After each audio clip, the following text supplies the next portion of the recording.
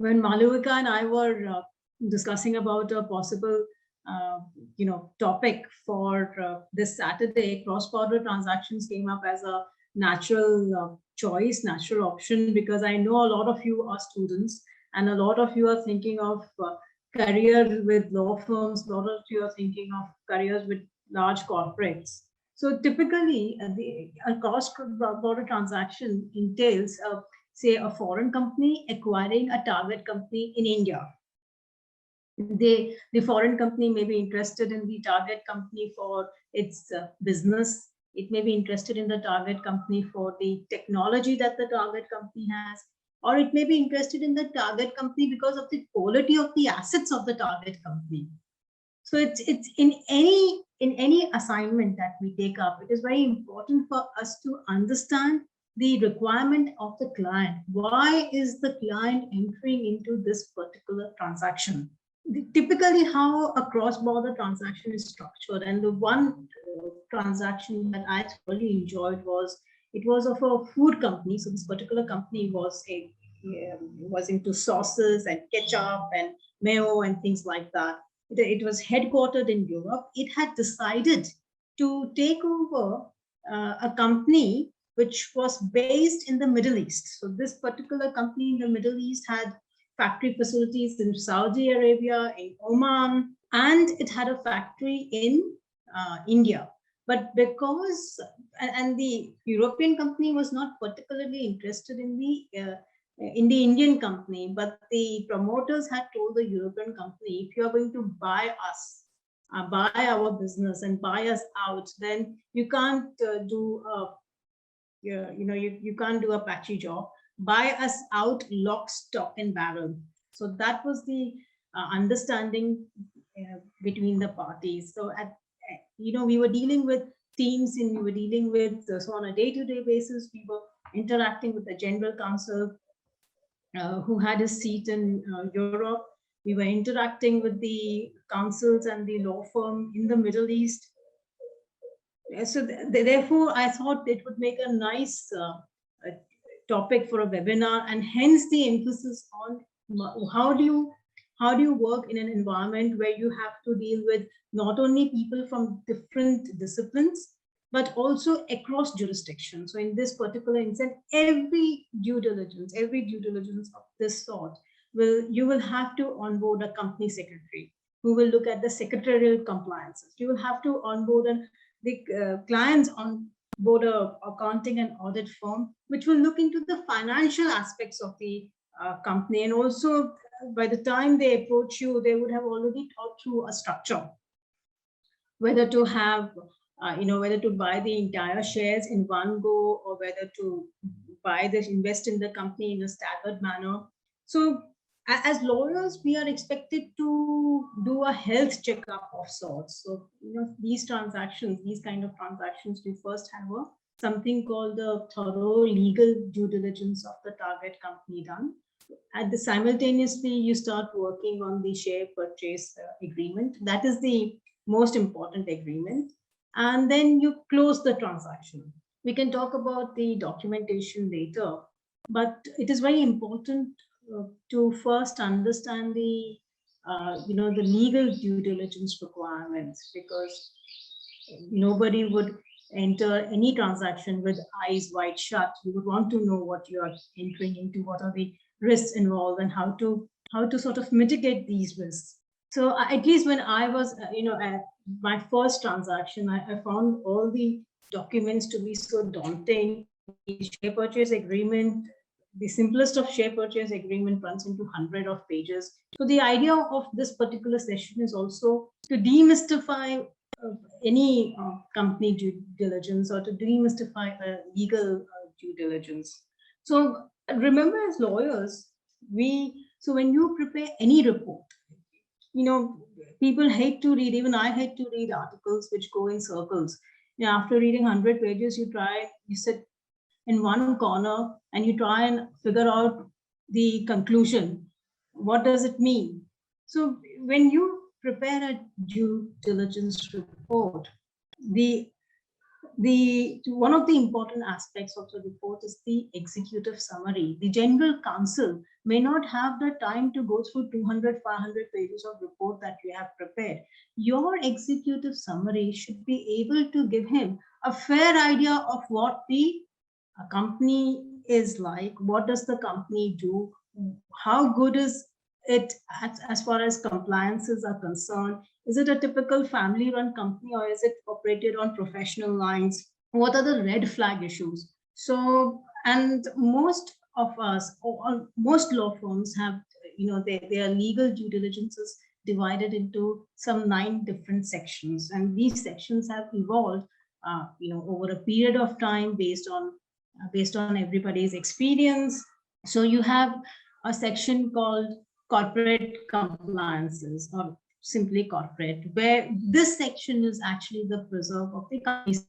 So the company secretary looks at all the secretarial compliances, reports on, takes searches on the MCA site, looks at various registers now, under the Companies Act. So you have a register of shareholders, you have a register of debenture holders, you have a register of related party transactions. You have n number of registers. Based on the registers, he prepares his report. At the same time, he tells the general counsel in his summary what is the history of the promoters like, what is the shareholding like. It's very important. After all, your main contract is with that of the promoters of your target company, so it's very important for you to understand this data. Then the next section is licenses, approvals. These licenses may be as minor as your Shops and Establishment Acts, or maybe as significant as, say, the license to conduct a particular business, or your intellectual properties.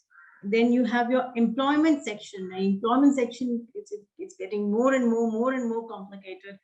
I don't even know what the employment section will look like now that we have a new employment, social code in place. Then you have a section called contracts, where you look at the material contracts of the, of the target company. You have a separate section called properties, then loans, charges, environment, and then you have a section called litigation, claims against the company. Now, remember, it's been my experience that whether your client has approached you for an outright litigation work, or he has approached you for some non-litigation consultancy, at the end of the day, he wants to know whether he can take a risk call, whether a particular risk poses shall in future lead to significant business interruption. And it is for this reason I invited Sneha to hold my hand during the webinar. Sneha, as we all know, is a counsel with the Bombay High Court. She is presently involved in very high-stake arbitration matters. She does a lot of insolvency and bankruptcy matters day in, day out. It's very good to have a friend like her. And it is for this reason I would really like to have her views, because, and focus on the litigation section of legal due diligence. Yes, Neha, we were discussing earlier this morning that, when you circulate your list of requisitions to the target company, they give you just about everything sometimes. So how do you sift the grain from the chaff? How do you decide that this is significant? Even when it comes to litigation, I mean, how do you decide that this is because your general counsel does not want to be inundated with everything. It's like children coming up to the school teacher, isne mujhe mara. You would want to know what can possibly, be a red flag issue. Yeah. So what kind of litigation would be material? That's the question. Yeah. Okay. So I think the materiality or otherwise of the litigation would depend on the impact of the litigation. So if there is litigation against the company which has a significant monetary impact or a possible monetary impact, then that is something definitely that the acquiring company must look into. Another impact is, something may not have necessarily an impact on the monetary aspect at present, but it may have an impact on the reputation of the company. for example, I can say if there is some sexual harassment litigation against any of the employees, so that is, though it may not really financially impact the company too much at a particular point of time, but that is certainly something which will, affect its reputation.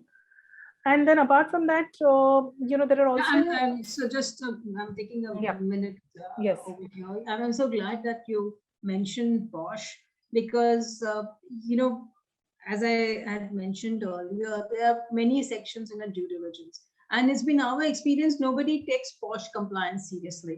Usually we Right. get an answer, indifferent answer. Oh, madam, we don't employ any women, so we did not have a Bosch internal policy at all.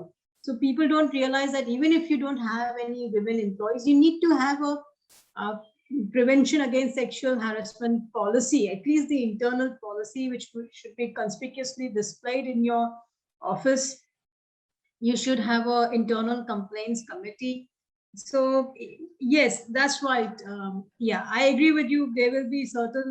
Can you give examples of some really monetary, litigation, but which you need not hassle the general counsel with when you're briefing him about the target company? Of course, you can in the passing mention that this is the Yeah. list of litigation. So see, I mean, generally when you're in business and if you're doing significantly well, you will have some small litigation or the other, So there may be vendors who might have filed a claim for damages against you. Maybe your contract contains a clause saying that no damages would be payable or damages would be payable up to a particular extent, etc. So there may be, or they may have filed something for goods which they've supplied, which according to you were defective.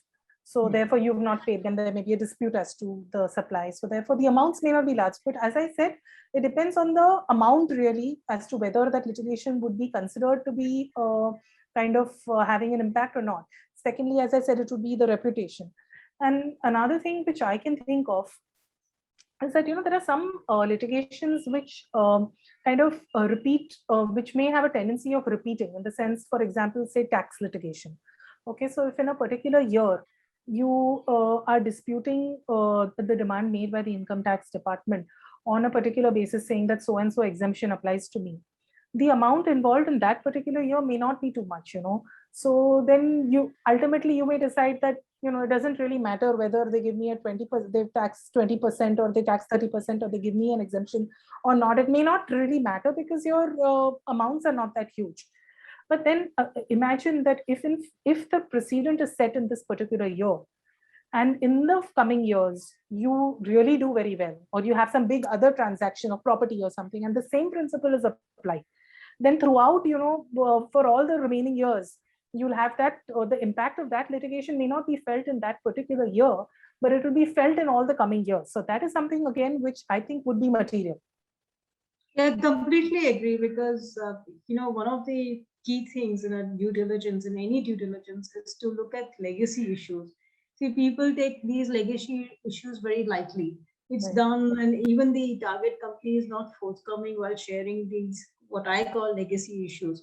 But it establishes a behavioral pattern. Right. Which Right. lets the acquirer company general counsel understand the target company, the character of the target company, its management, its employees better. Secondly, as you rightly pointed out, some of this litigation, and especially as far as taxation litigation is concerned, may be in the nature of setting up the wrong precedent. So once Right. the acquirer, your client, takes over the management of the company, only your client would have stepped into the shoes of the old management, but the employees are the same, the authorities are the same. Correct. And it is your business that will ultimately suffer in future. I think even that is a very valid point. Yeah. So what else do you think would other aspects would be environmental matters. So because the environmental norms are also changing from time to time. So at a particular point of time, your industry or your factory may be complying with the environmental norms, but then suddenly the norms change, and you don't have the technology, for example, to treat the effluents. Maybe you're required to treat the effluents in a particular manner before discharging them into the river. So if that sort of happens, and therefore then there is a penalty imposed upon you by the NGT, Or, so that would definitely be a significant factor. And depending on the industry, it would also probably be a deal breaker, because if you are an industry which is really discharging a lot of effluents, then the acquirer would think twice, because if he's thinking that, one, if I have to face a huge penalty, and secondly, I have to make that investment on setting up a plan to treat the effluents, etc., even after the penalty, because it's going to be a continuous process. It's not going to be a one-time I thing. think that's another very valid point that you brought up, because after Vedanta, now Vedanta's entire plant in Tuticorin was shut down. Right. Not only that, it had implications for its reputation as well. So people have become very, especially foreign entities, which are very sensitive about compliances. Unfortunately, we Indians are still a little bit thick-skinned, but most of the foreign companies are very particular about compliances, and especially environmental compliances. If I'm not mistaken, few years back, one of the German major automobile companies had to recall its entire model which it had introduced in the market, because they were not compliant with the environmental standards laid down. So this is something very significant, obviously. So this sort of litigation, if it exists, is definitely a red flag. And even when we are getting the approvals, so we have a separate section called environment, in which the entire focus is on whether the approval, so each state has its own pollution control board, whether before setting up your factory, you obtain consent to establish. Now, as we were discussing this morning, if it's a if the target company, the main business of the target company is that of chemicals, then and it has a chemical factory, so these permissions issued by the pollution control board become even more significant. Yeah, absolutely. So all those are covered in the approvals section, and thank you. That's how litigation section is always connected to all other sections in law. Yes. The only way we are able to take, because ultimately, if there is no compliance, then it would land up in litigation, right? There would be some sort of regulatory proceedings or something like that. So yes, because unfortunately, people take a very myopic view of litigation. They just think of litigation in terms of two private parties sparring over something. But a lot of significant litigation is taking place before, the government authorities. Yes. Before the environmental authorities, before the, as you said, taxation authorities. Tax authorities. So these are not litigation which have been initiated by private parties. These are litigation where you are. So what about other matters like property matters? Property matters, certainly. So, ultimately, as you said right in the beginning, that it depends on what the company is being acquired for. A lot of times, of course, it's the business, but some companies also really are owners of really valuable property. So that itself is also a very important factor for the acquisition. So if there is some kind of dispute over the ownership rights of the property, or there are any sort of disputes over the property which the target company holds, then naturally that would impact the acquisition, right?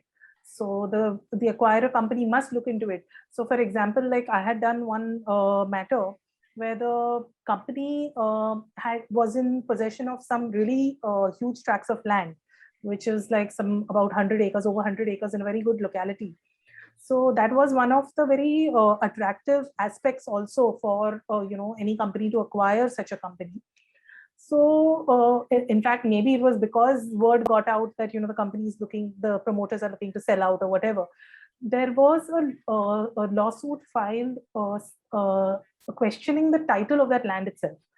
So that land was initially acquired by initially sold by one person.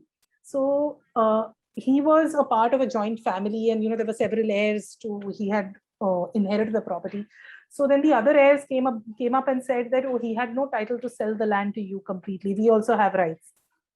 So ultimately, because I was appearing for the company, in our estimate at that point of time, there was not really that great a case that these people had, the other people who claimed to have rights in the property. But because the transaction had to be closed, we had to kind of settle with them in some manner. Because unfortunately, as I mean, everyone is aware, litigation can stretch on forever, especially in our country. So if you have some sort of timeline within which the transaction must be completed, and there is some sort of litigation like this which crops up, then that will have to be taken care of. I think it must have been a very exotic experience, because there are a lot of students on this forum to aggregate 100 acres in India itself is an achievement. Yes. Most corporates find it impossible to aggregate that sort of land. Therefore, you have middlemen always rake in the mullah. They are the ones who create shortages, and that's where the money is. They make a killing. So if you have worked on a project involving 100 acres, rest assured, you know all the permutation and combinations possible of the game. And obviously, such an aggregated, consolidated piece of land would involve a lot of stakes, and also would attract everybody's attention. So one of the things that I'm often asked when we highlight these kind of, especially property-related litigation, is the clients, especially the clients abroad, they want to know timelines. Now, I don't know how to really fully answer. How can you speculate on litigation? How can you genuinely speculate on the outcome of a litigation? And they say that arbitration is faster and better, and you can come up with some estimates as to timelines. Is that possible? I mean, genuinely, is that possible? With arbitration, maybe a little bit, but see, ultimately your arbitration is going to end up in court, because you're filing your Section 34. And then once it's in court, really, it's very difficult to give a realistic timeline. I mean, you can give an estimate of what you think it might take, but that is what it is. It's just an estimate, and it can go terribly wrong also. So it is very difficult to say how much time any particular litigation will take, unless, say, it's at the final stage, it's at the Supreme Court level, and it's, in the final hearing level or something like that. Then that maybe in a couple of months, if you have a date, then you can, even then, there's no certainty to anything, but then maybe you can give some sort of an estimate. But if it's at any lower level, then it's quite difficult. And what, as I said, it's just an estimate which can go totally wrong, because there are so many contingencies on which the fate of a litigation depends, that it's very difficult to actually predict how much time it will take. I completely, and that's why we have, I don't know, to tell you the truth, recently I read about a litigation involving Exxon, and it was it was an industrial environmental litigation which went on in the United States for 20 years. So I think if really, honestly, there's so much of criticism about litigation, the way it proceeds in India. But if you have to really do justice, then it is a time-taking process. You can't deny any party the right to appeal. You can't deny any party to right to lead evidence. And I have spoken to so many advocates who specialize in litigation. They are absolutely in love with the code of civil procedure, and they have, thanks to friends like you, it's given me a different perspective on the CPC. But the other very vital point that you touched upon is, and that too forms a very important part of our due diligence, is, of course, you look at the assets, the main assets of the company, whether the main assets are protected or not. Now, sometimes the company may be on the verge of bankruptcy when your client is about to pick it up, and there are these telltale signs.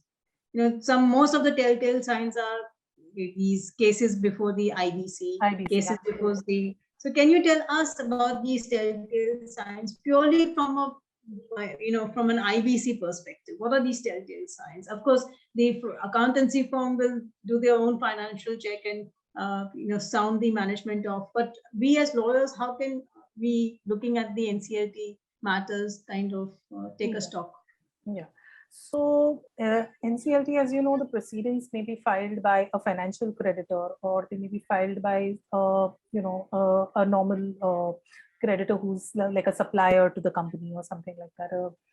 So generally, if the company has not really raised disputes, because if a vendor goes to the NCLT, and requires insolvency proceedings to be initiated, then he would need to show that there is no dispute raised by the company. So if the company has not been paying the debt due to no dispute being raised, then there is a slight chance that either they're trying to cheat the vendor, or which also is not a great sign, because you are dealing with the same people in your transaction, or else they really have difficulty paying, right? Or sometimes what happens is that the companies are just very casual about their paperwork. So when the transaction may be happening, you may have a particular kind of dispute about the quality of the material which was supplied to you by somebody, but you are kind of not bothered about it, and you don't reply to him when he asks you for money. You don't say that your quality is not good. You say it doesn't really matter, I'm not going to pay him. Ultimately, if he's going to land up in the NCLT and file an insolvency proceeding against you, you will have nothing on record to show that really there was a dispute because of which you've not paid. So that sort of litigation also might arise, and that is something which definitely needs to be taken care of at the time of acquisition. Because if the company is going to go for insolvency proceedings, then there is no, it's going to, if the company has no business, there's the question of, Yes, but because eventually the creditors may sue you, and then you as the, either you pump in funds and keep on pumping funds, or you're left with and there is business disruption. So yeah, that's how we actually, when we do a thorough due diligence, is we are actually proceeding towards a better documentation too. The due diligence helps us highlight the risk, and in the documentation we come up ways of mitigating these risks, mitigating these red flag issues. So that's how we form the section of which deals with conditions precedent and conditions subsequent. Invariably, a pending litigation we put as a condition precedent that before closing the transaction, this particular litigation should be resolved. If the parties are willing to sign consent terms and or withdraw the matter, it's not something which will take months. It can be done immediately. Settlement is yes, absolutely dependent upon but that is something which must be insisted upon, which must be taken care of at that point. Or another thing is, if the company has taken a lot of loans there and has defaulted, so even then it would be facing proceedings under the IBC in the NCLT. So that is something which again needs to be considered. So going back to the the various section I mentioned at the beginning of this particular program, we have a separate section for loans and charges, because if you're a highly indebted company, then the acquirer may not be interested. Most acquirers like to take on a company on a debt-free cash, all cash basis. Right. So sometimes the condition precedent is simply pay off all the loans, and then we'll take over the company. Yes. So I have done a transaction like that and the share purchase agreement started with these words: this is a debt-free all cash transaction. Right. But sometimes the exposure is so substantial that it may not be possible for the target company to pay off all its loans, and that's when we start looking at these loan documentation. And invariably, all the loan, and I'm not talking about vehicle loans, loans taken by the company for the cars and of the promoter, or some minor working capital loan, but where significant loans are involved. Invariably, these loan documents have a clause against entering into any transaction of this particular sort, or selling of the assets, or the undertaking of the company, or entering into a SPA, or there are a lot of fetters on the promoter against exit. So all these kind of issues are examined under loans, and where we scrutinize the loan documentation and sometimes ask the target company as a condition precedent to come out of this loan obligation, or get the NOC of the creditors to have us on board.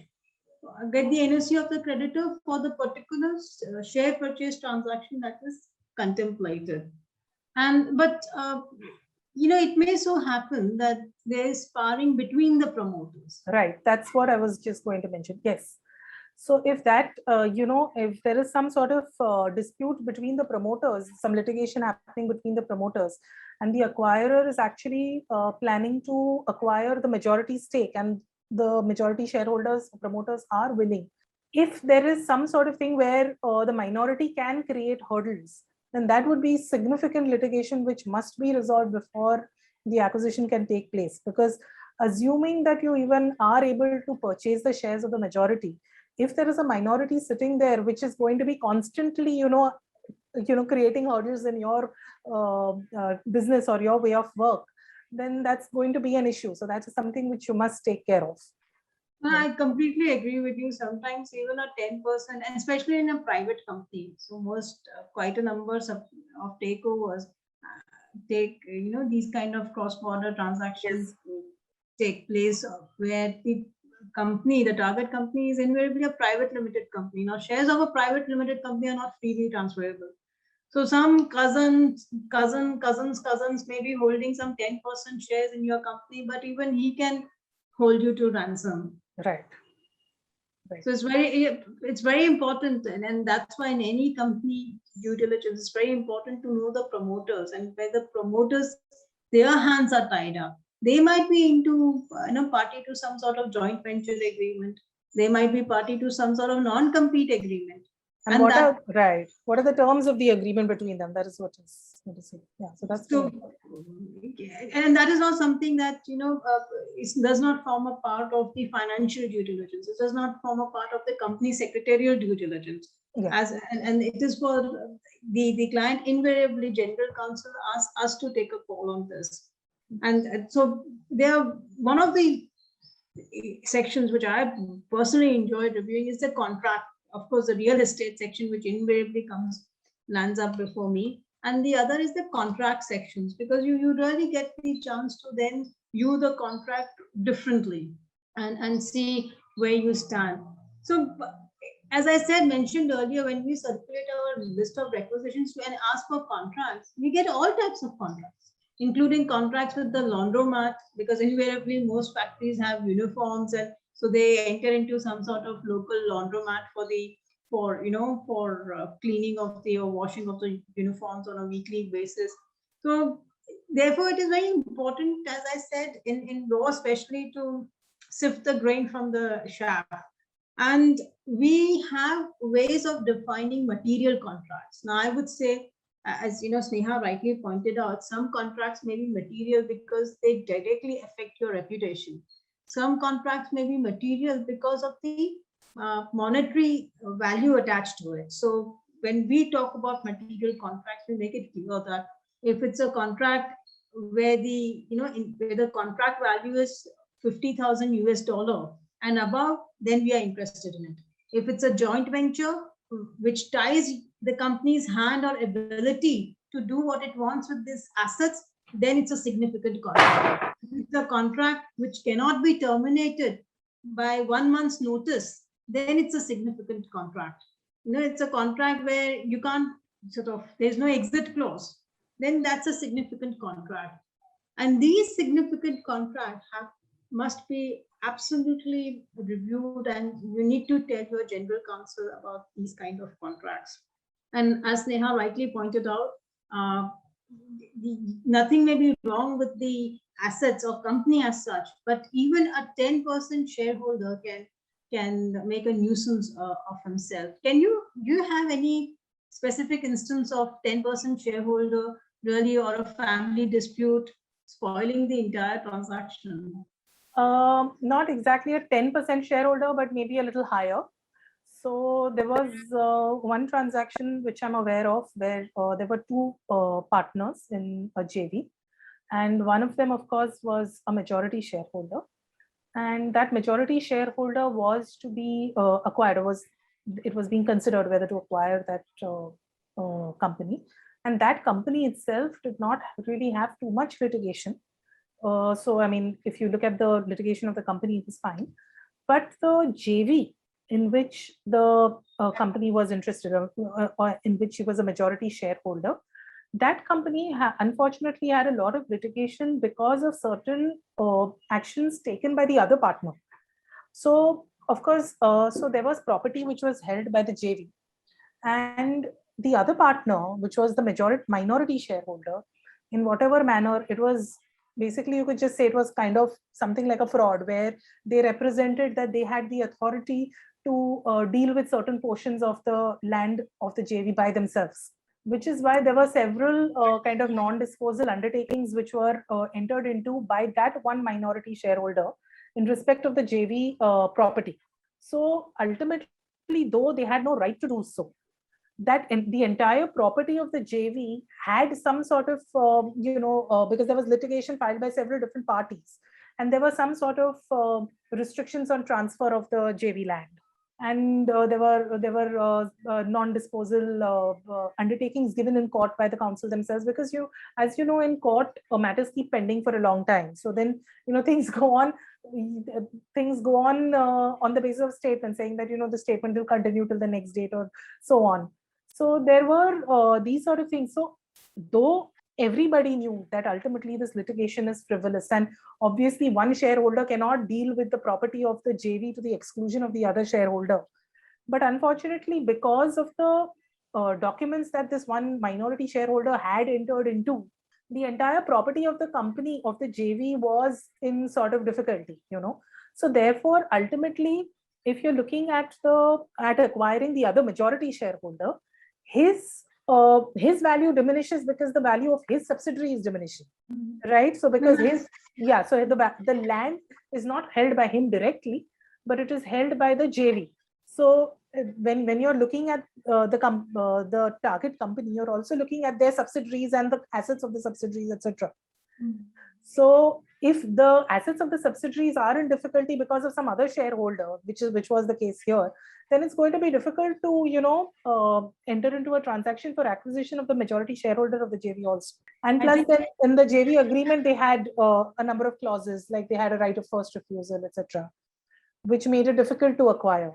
I think, to tell you the truth, whatever you have said right from the beginning, if somebody were to sit down with a notepad and jot down all the points, we would be able to turn out an excellent share purchase agreement, because firstly, you would take representations and covenants, therefore, against the capacity of the promoters to execute such a transaction.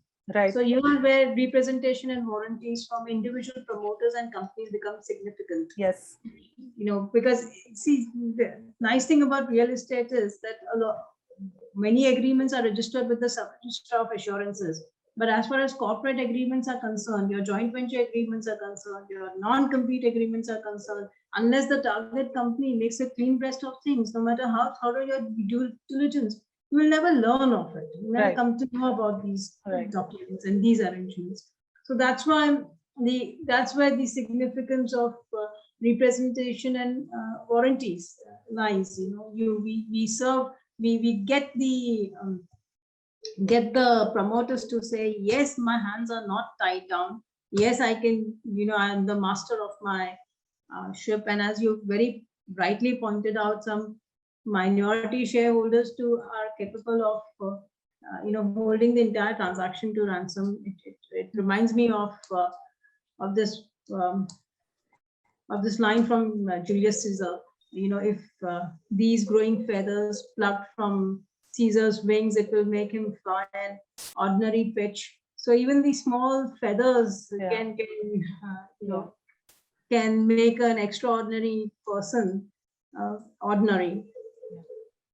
So you take these representations directly from the company and the client, the promoters, then you have a whole lot of representations. So, when you look at your typical share purchase agreement, the main agreement is a very small document with the title clause, how the transaction should proceed. Of course, that is important, because between the effective date, so that is between the date the party signed the document and the actual closing, where the shares are transferred and the consideration is fully paid.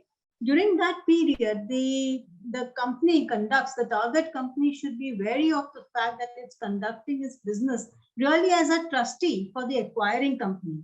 So it cannot do something, it can't adopt a scorched earth policy of sorts, where when the German army and the Russian army retreating, they burn the bridges. And yesterday itself, we were having a talk on all these war movies as to how towards the end, it became major issue for the allies to save the bridges and to stop the Germans from burning the bridges and literally burning the bridges and not from adopting these kind of tactics. So same is true of a share purchase agreement, and therefore we have a lot of covenants saying that they will carry on the business as they have all along done. They will carry on the business as trustees of the acquiring company. They will not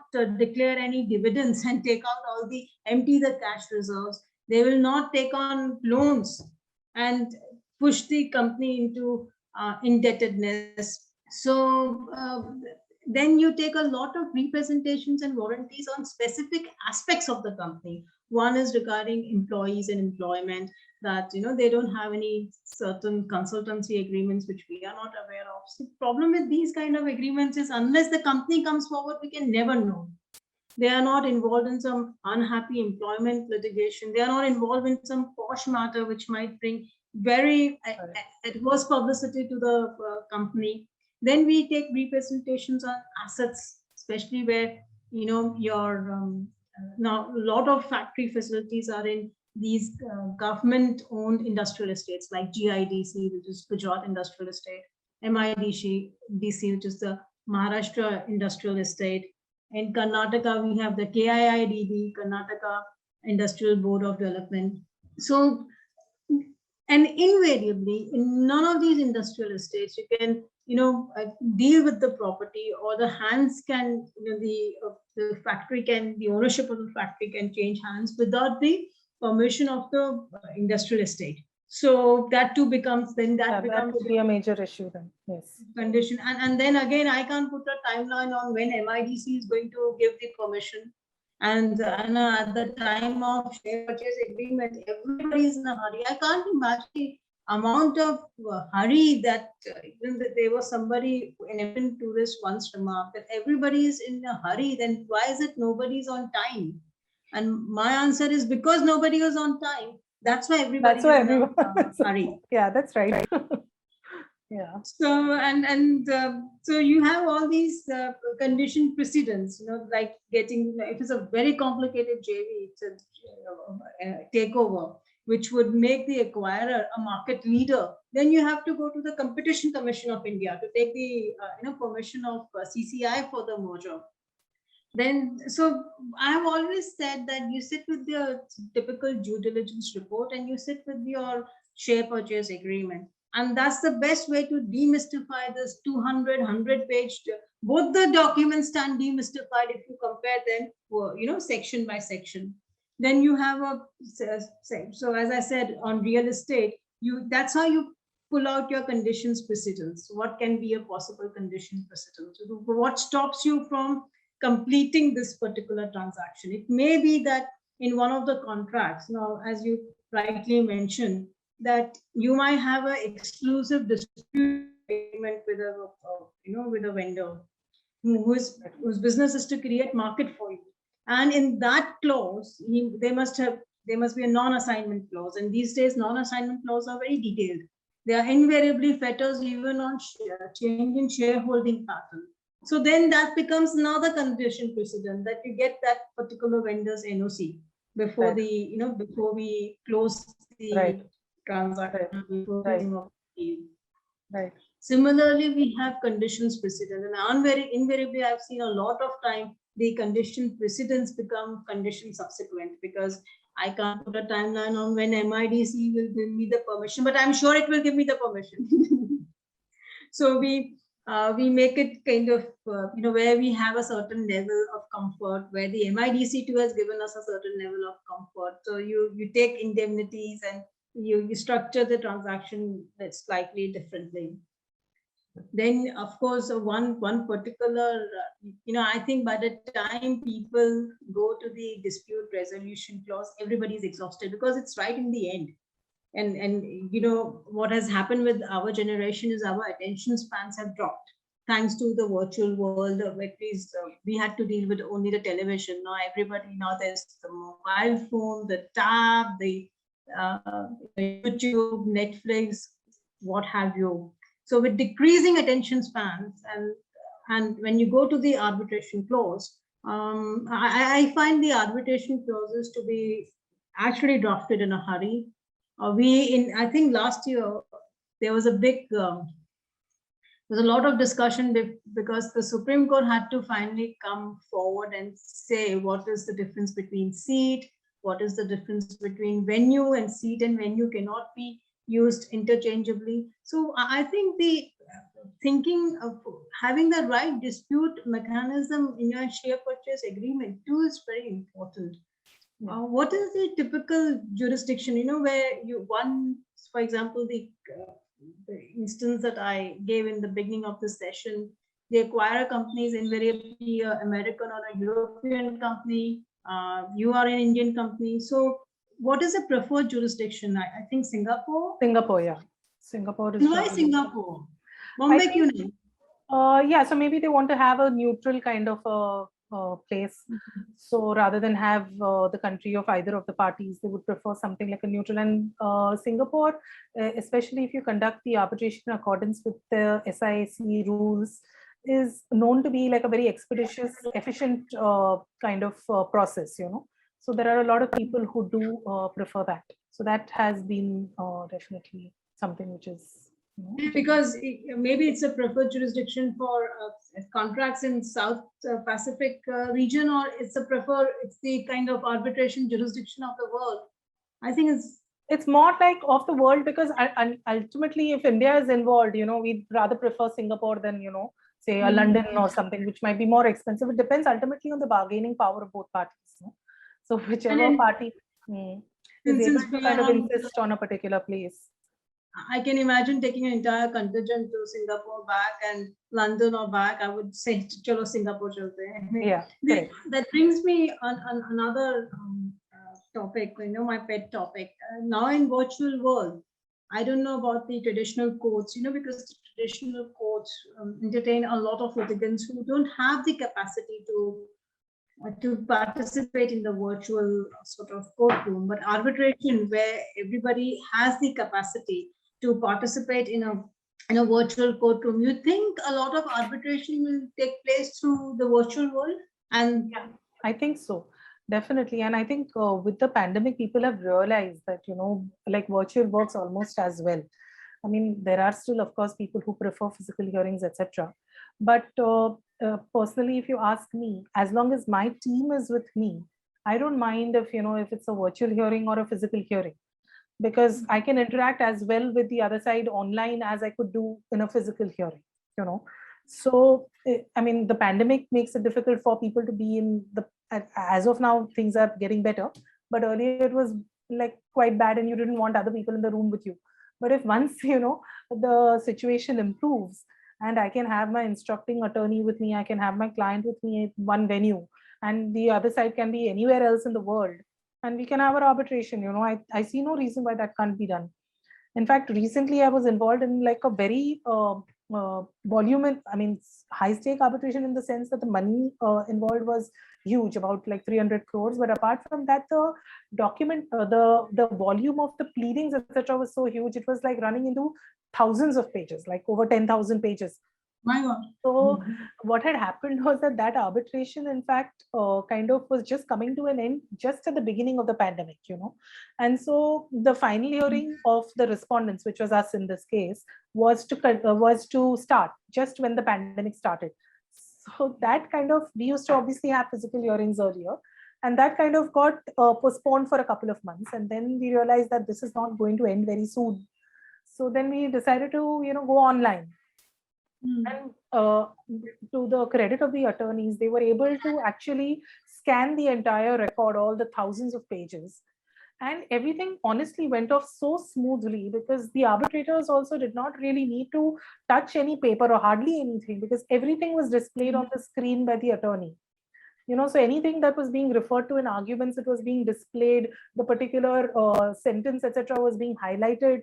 So in fact, I would think that that would be a much better way of doing it than rather even, like going through thousands of pages, because it's so difficult to even handle. Like when there are 3 arbitrators sitting at a table and you have thousands of pages for each arbitrator, it's going to be difficult to deal with it.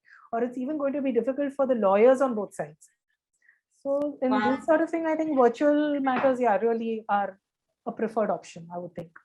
Well, thanks for your honesty answer. I don't know how popular now you will be when you step out of the home, because a lot of people like going to Singapore.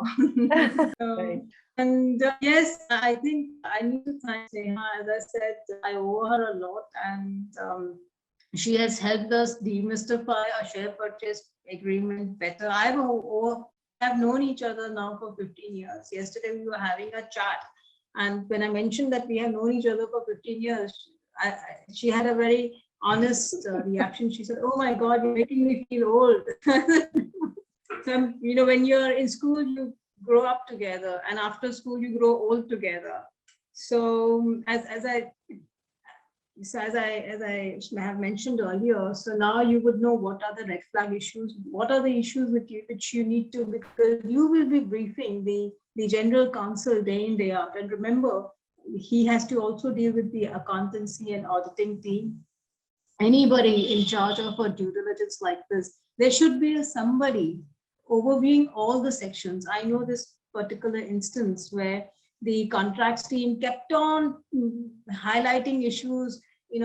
Stamp duty is not paid on some contract worth hardly a few thousand rupees, and the major contract which the company had entered into was unstamped, unregistered. That nobody red flagged the fact that the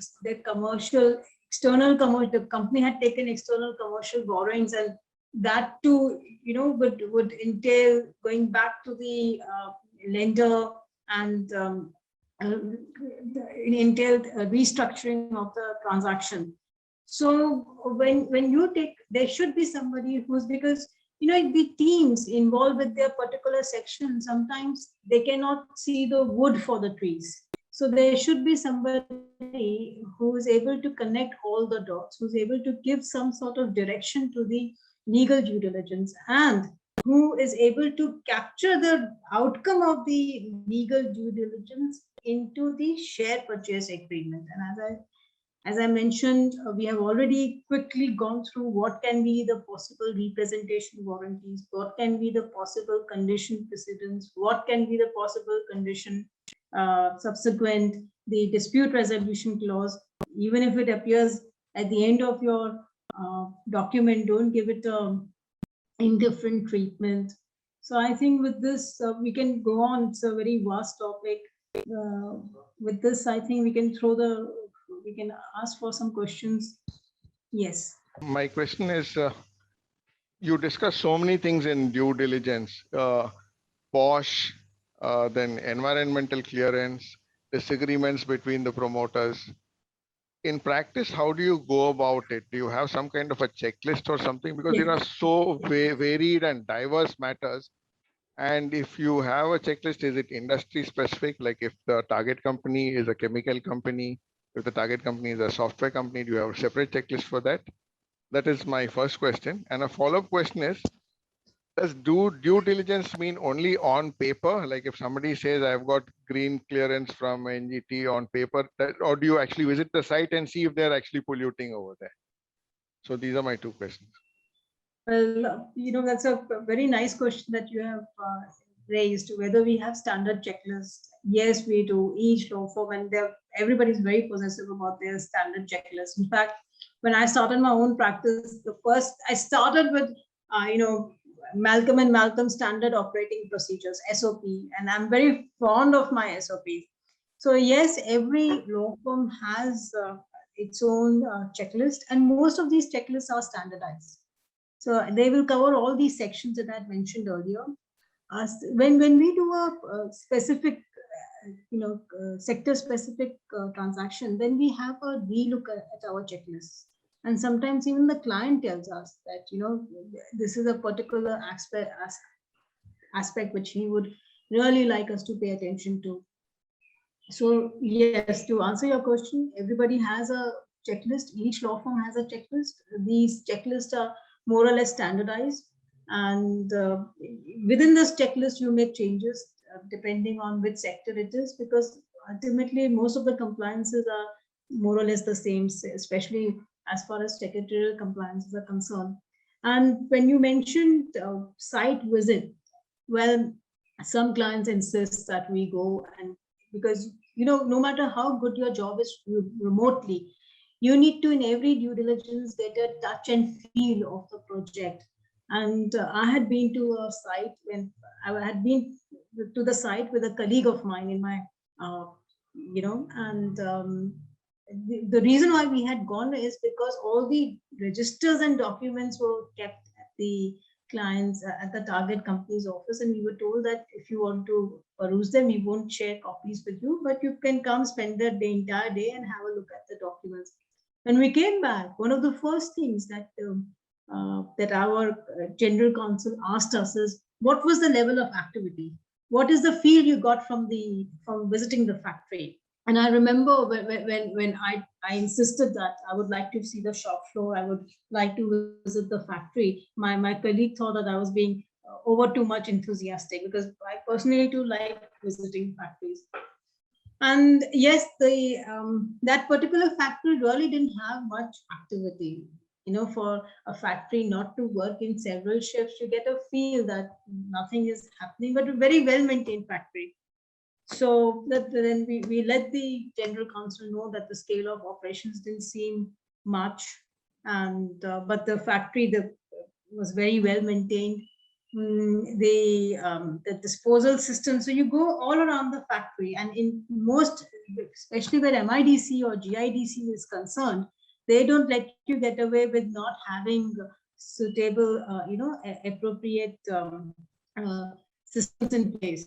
You cannot be just discharging, make a nala and into the city drain. You can't be doing that.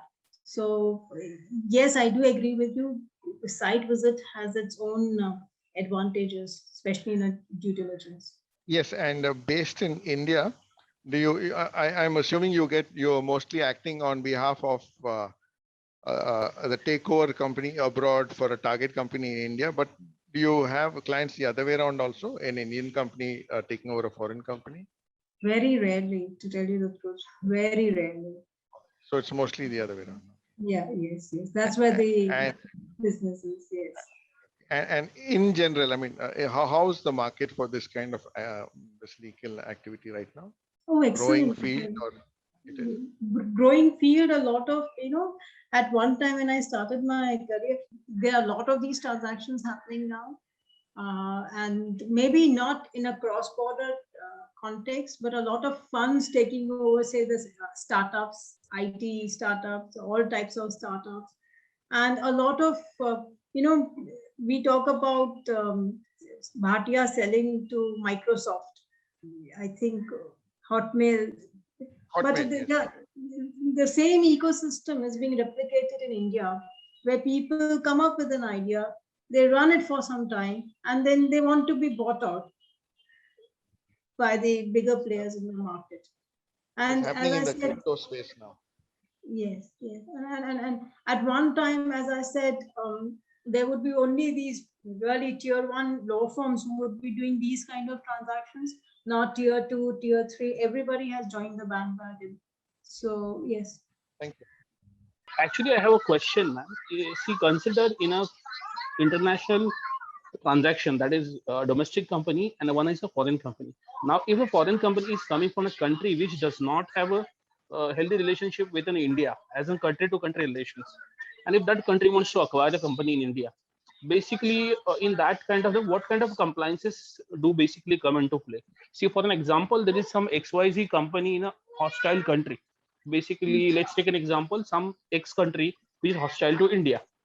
Basically, we do not have a good relationship with that country. Now that company is there, which is very much interested in expanding its product range into India, and they see a domestic company which has a potential where they can use their channels to actually enter into India and sell their products. So in that case, how this can go, and have you had any experience in this? Oh, yes. We actually, there was a company with a Pakistan leg to it. Finally, the transaction was shelved off, and we touched base because then you would require a local help. So we touched base with a Pakistan lawyer, and the partner who had called the lawyer, her phone was started getting tapped. So there's a list of countries which are on the. So even in the FEMA Act, there is a list of countries where you have to take the permission of the central government. Without permission, you cannot proceed with any transaction. This particular when she told us that my phone is getting tapped, all of us were years back, all of us were alarmed. It was like being a part of a thriller movie.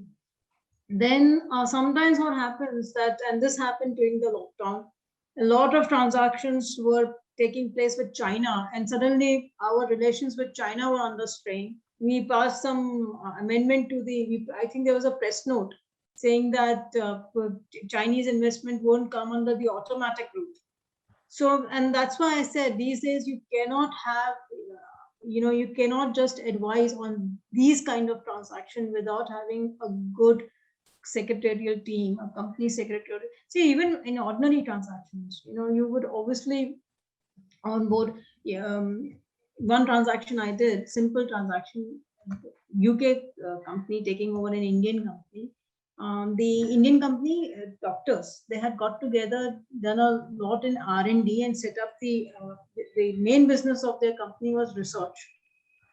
So when they resigned, now this is intellectual, purely intellectual. So the UK company was very keen on having these ex-directors as its own employees. So you need a company secretary to file what they call PAS, then to file change in directorship, appointment of new director.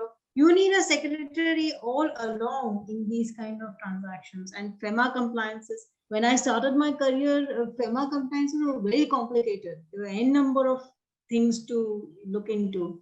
Now the government has come up with the single, one window clearance. But if you are dealing with as I said, certain countries which are mentioned in the FEMA laws and which are in the red list, there's a list given. Then you have to be careful. And believe me, if these relationships are extremely under strain, then although the Act may say central government permission is required, that permission may never be forthcoming. Hello. Yeah, the permission may, Yeah. So, yes. Actually, this is a continuation to the first thing. See, why I've asked this very specific question is because if you are seeing current situation, wherein America and China relationship very went sour in Donald Trump's presidency, and a lot of Chinese investment is there in America. Again, a lot of Chinese corporations had stakes, and they also had a similar situation, and now they are having very much a difficult situation going on. So that's the reason I asked this question. So in a sense, we also have this kind of situation right now with China also from last year. So is this affecting a lot, or has the government made it a point wherein we cannot deal with this situation, or we can still deal with it? That yes, there was the traction had come down substantially after that press note issued by the government, especially where China bond investment was concerned. So there are certain countries where you will never get any, they should have the capacity to invest in your country. So I've never done a transaction. Thank you so much, and all the very best to everybody. Thank you. Thank you, Divya, for inviting me to be a part of your talk, and thank you, Pli. I really enjoyed it. Thank you.